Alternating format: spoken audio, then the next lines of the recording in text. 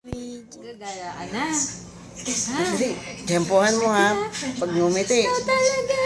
Yay! Yay! Yay! Yay! Tara, Bri. Tara, alis na tayo, Bri. Alis na tayo? Ha? Sama ka? Oraw. Ginagaya ka. Oh, dali. Pindot. Naka-video Ala ba? na, hindi. Hindi, naka-video naman po. Naka-video. Naka-video kasi si Mami. Smile ka lang. Papasyal tayo, no? Binyag mo na mamaya. Ay, good girl ka ha. Smile ka sa camera ha. Oo. Ginagaya yung ulo mo. Ito ha. Ginagaya ka. O, tinan mo. Nagaya mo na si Mami.